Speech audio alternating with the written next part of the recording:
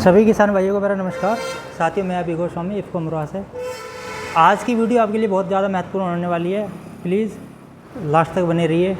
आज मैं बात करूंगा इस वीडियो के माध्यम से दानेदार यूरिया और नैनो यूरिया के बारे में। जी हाँ, इस समय देखिए, जैसा भी आप देख पा रहे हैं कि जो लोग नैनो लगाते हैं वो संतुष्ट हैं, जो नहीं लगाते या जो लोग इससे हिचकिचाते हैं वो लोग इन चीज़ों की बुराई करते हैं कि साहब नैनो का रिजल्ट नहीं है। तो आज मैं यही बात करूंगा कि आप नैनो यूरिया और दानेदार यूरिया, देखिए मैं पहले बात कर लेता हूं दानेदार यूरिया की। जब हरित क्रांति भारत देश में आई थी लगभग 1960 के लगभग में, तो उस समय भारत सरकार का एक ही उद्देश्य था कि किसी भी तरीके से आप अपनी उत्पादन क्षमता को बढ़ाया जाए। जो भी आपने भारत देश में गेहूँ उगाया जा रहा है, चावल उगाया जा रहा है, जो भी फसलें उगाई जा रही हैं उनका हमें प्रोडक्शन बढ़ाना है। तो उसी समय दानेदार यूरिया का प्रयोग किया गया था, ज़बरदस्ती लोगों के साथ दिया गया था। मैं आपको बता दूं, अगर आप वीडियो देख पा रहे होंगे, अगर आपको यदि नहीं पता है तो आप अपने गली मोहल्ले परिवार या गांव में किसी बड़े बुजुर्ग से पूछिए, वो आपको सारी बताएंगे पिछले ज़माने की कि उस समय यूरिया के साथ क्या हुआ था। देखिए, जब यूरिया शुरू में आया था तो लोग, किसान भाई जितने भी थे अपने, वो यूरिया को डालना नहीं चाहते थे। जब डालना नहीं चाहते थे तो प्रेशर भी था सरकार का कि साहब उपज बढ़ानी है, ये करना वो करना, बहुत सारी चीज़ें, तो लोगों को ज़बरदस्ती दिया। जिसने नहीं डाला उनके खेतों में ज़बरदस्ती शाम के समय डाला गया, अंधेरे में छुप कर डाला गया। जब यूरिया डाला गया उसका जो रिजल्ट आता था 3 से 4 दिन बाद या 2 दिन बाद, तब वो लोग आते थे आपके गांव में, परिवार अपने मोहल्ले में इकट्ठे होकर लोगों को इकट्ठा किया, खेतों पर लेकर गए कि साहब हमने उस खेत में यूरिया डाला और आप देख लीजिए उसका रिजल्ट आ गया। देखिए, मैं आपको बता दूं, यूरिया जो आपका दानेदार है उसका सीधा सिद्धांत है। अगर आप कहीं भी डालोगे, आज डालोगे, आपको 2 से या 3 दिन बाद आपको उसका रिजल्ट दिखने लग जाएगा। 2-3 दिन से लेकर और लगभग 15 से 16 दिन, 17 दिन, 20 दिन तक उसका रिजल्ट रहता है। अभी मैं आपको बता दूं, अभी आपने एक सुना होगा, पंजाब में एक ट्रेन चलती है कैंसर ट्रेन के नाम से, जो पंजाब से चलती है भटिंडा क्षेत्र से बीकानेर राजस्थान के लिए। वह ट्रेन में स्पेशली कैंसर ट्रेन में क्यों बोल रहा हूँ, उस ट्रेन का नाम तो मैं शायद आपको नहीं बता पा रहा, जो स्क्रीन पर चल रहा है यही नाम है ट्रेन का। इसमें क्या हुआ था कि पंजाब, आपको पता है पंजाब आपके टेक्नोलॉजी में, प्रत्येक टेक्नोलॉजी में आ गए, उपज बढ़ाने में, सोच में, ट्रैक्टर में, प्रत्येक कृषि तकनीकों में आ गए। उन लोगों ने क्या किया, पेस्टिसाइड का बहुत अंधाधुंध इस्तेमाल किया, खाद बहुत अंधाधुंध इस समय आकर लगा ली। उसका नतीजा ये मिला कि पंजाब में कैंसर बीमारी एक भयानक क्षेत्र पूरे पंजाब में फैली हुई है। उसका रीज़न कहीं ना कहीं नाइट्रोजन है, क्योंकि हम लोगों ने क्या हुआ कि नाइट्रोजन का उपयोग से दुरुपयोग की तरफ हम चले गए थे। क्योंकि आप भी जानते हैं, देखिए यूरिया का जो कट्टा है मात्र आपको 270 रुपये का मिल जाता है, लेकिन अभी जो किसानों का रेट है उसका 266.50 रुपये उसका रेट है। लेकिन सरकार द्वारा उस पर सब्सिडी दी जाती है। असल कीमत यूरिया की 1400 रुपये कट्टा है। आप अनुमान लगाइए, अगर आपको आज ही अगर सब्सिडी ख़त्म कर दी जाए, एक सपोज, तो क्या आप यूरिया ले पाएंगे जितने हिसाब से आप लगवा पा रहे हैं? दो मोटा मान लीजिए कि आप 270 कट्टा ला रहे हैं, आप भाग दीजिए 45 किलो से, क्योंकि 45 किलो कट्टा आपको 6 रुपये किलो यूरिया पड़ गई। अभी आप लगाइए कि एक यूरिया एक प्लांट में भी बन रहा है, प्लांट सा बनने के बाद मालगाड़ियों के द्वारा रैकों पर उतरता है, रैकों से फिर ट्रांसपोर्ट के द्वारा समिति, कोऑपरेटिव गन्ना समिति और अपने इफ़को के प्राइवेट सेंटरों पे पहुंचता है। तो आपको लगता है कि यूरिया का आपको 6 रुपये किलो मिल जाएगी? नहीं मिल पाएगी ना। आप अगर अपने खेत में मिट्टी का भराव भी कराएंगे और आपका खुद का ट्रैक्टर है, तब भी आप 6 रुपये किलो प्रति किलो के हिसाब से आप घर में भराव नहीं करा पाएंगे मिट्टी का। तो कहीं ना कहीं हमें सस्ता होने के कारण हम उपयोग से दुरुपयोग की तरफ चले गए। आपने सुना होगा पहले बीपी की समस्याएं, दिल से जुड़ी समस्याएं, हार्ट, खुजली, दाद, ये बहुत सारी चीज़ें ऐसी थी, ये पहले शहरों में हुआ करती थी, लेकिन आज गांव में प्रत्येक घर में हर सिरे से है। उसका रीज़न क्या है? हम लोगों ने ज़्यादा यूरिया का इस्तेमाल किया। आप देख पा रहे होंगे अभी गन्ने की 38 वैरायटी है, हम क्यों खोई हमने? आज से अभी 2025 चल रही है, आपसे 2 या 3 साल पहले आप देख रहे होंगे हम 1 कट्टा बीघा तक चले गए थे गन्ने में। हमने एक बीघे में 1 कट्टा तक डाला था। ये सच्चाई है, इसमें कोई झूठ नहीं। मैं भी किसान परिवार से आता हूँ। उसका रीज़न क्या मिला कि हमने 38 वैरायटी खो दी। आलू में आप चले जाओ इधर आगरा, इटावा, कन्नौज, मैनपुरी क्षेत्र साइड, उधर लोग जिस लोगों ने यूरिया का इस्तेमाल आलू की फसल में ज़्यादा किया, उन लोगों की आलू की फसल झुलस गई। चुर्री जिसे रोग बोलते हैं वो रोग आ गया, ब्लाइट जैसी समस्याएँ बढ़ती हैं।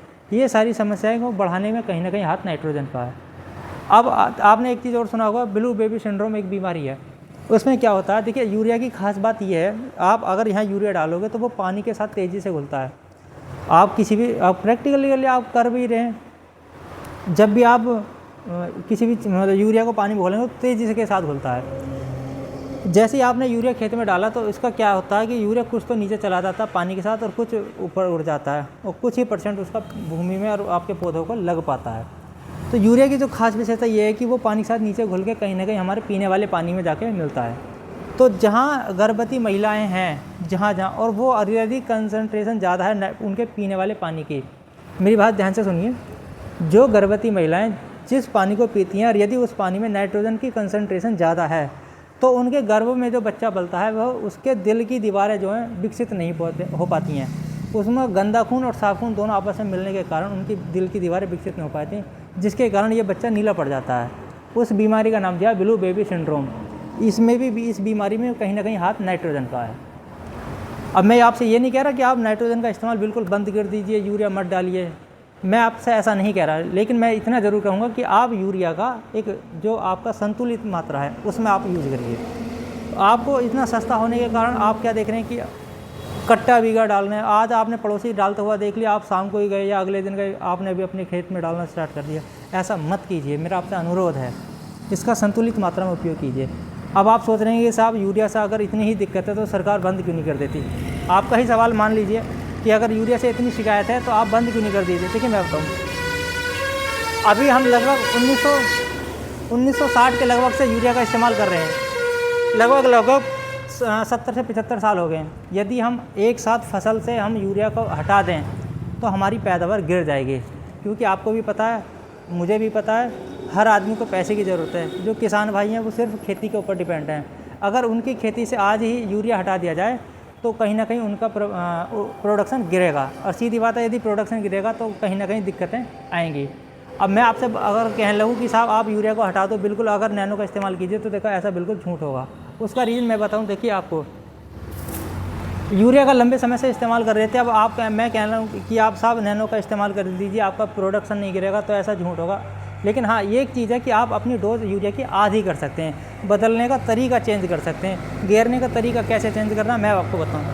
कोई भी आपकी फसल है, जब भी आप पहला पानी देते हैं, जैसे आपकी गेहूँ की फसल है, जब आप पहला पानी दे रहे हैं लगभग 25 से 30 दिन पर, तो उस समय आप दानेदार यूरिया का ही इस्तेमाल कीजिए, मात्र 5 किलो प्रति बीघा के हिसाब से। जब आपका दूसरा या तीसरे पानी पे आपको लगता है कि नाइट्रोजन की ज़रूरत है या पौधा में पीलापन की शिकायत है या यूरिया हमें देना चाहिए, उस समय आपको नैनो यूरिया का इस्तेमाल करना है। इसकी डोज मैं बता दूं आपको 4 ml प्रति लीटर के हिसाब से इसका इस्तेमाल करना है।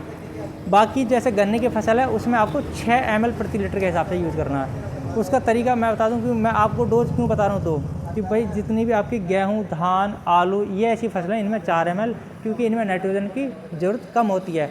आप अगर एग्रीकल्चर की किताब में पढ़ोगे तो आपको देखने को मिलेगा कि 120 किलो नाइट्रोजन प्रति हेक्टेयर की ज़रूरत पड़ती है।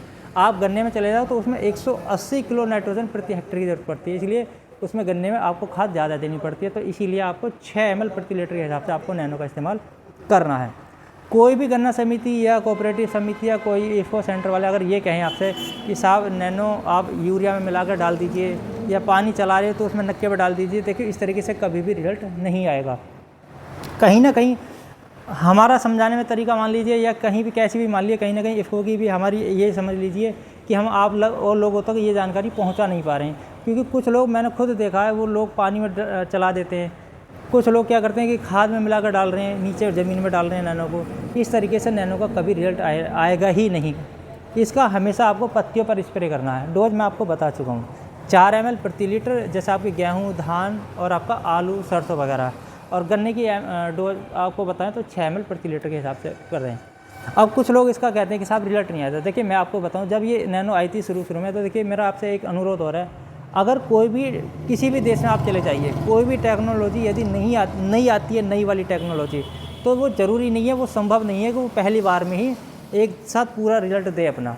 कोई भी टेक्नोलॉजी आती है उसमें धीरे धीरे सुधार करके ही वो इम्प्रूव होती है, आगे बढ़ती है।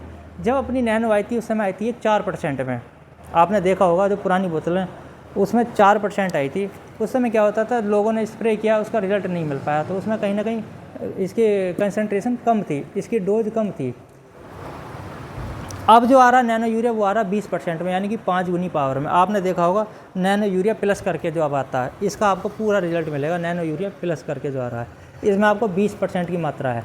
आप आप इसका इस्तेमाल आप किसी भी ग्रोथ प्रमोटर के साथ या किसी भी इंसेक्टिसाइड फंजीसाइड के साथ करते हैं तो इसका घोल फटने की भी शिकायत नहीं आएगी। मेरा आपसे यही अनुरोध है। आप देख भी पा रहे होंगे मैं अपने खेत में, मैं भी किसान परिवार से आता हूँ, मैं भी अपने खेत में नैनो यूरिया का इस्तेमाल जब से किया है। 38 वैरायटी है मेरी, जैसे अभी आप स्क्रीन पर देख भी पा रहे हैं। ये 38 गन्ने की पेटी है। मैंने इसमें इस्तेमाल सिर्फ दानेदार यूरिया का एक ही बार किया है, जब गन्ना कट गया था, हमारा नोलक कट गई थी, उसके 35 से 40 दिन बाद। उसके बाद मैंने नैनो यूरिया का ही इस्तेमाल किया है 3 बार। इसमें कोई झूठ नहीं है, मैंने 3 बार इसमें नैनो लगाई है।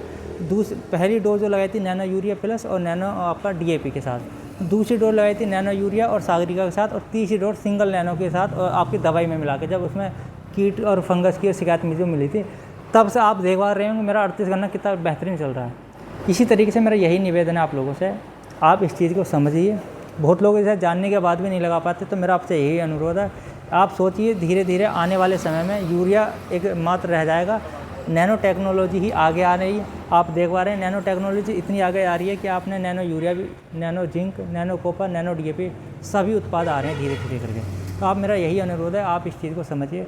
बाकी अगली वीडियो के लिए मिलते हैं, तब तक के लिए नमस्कार, जय हिंद।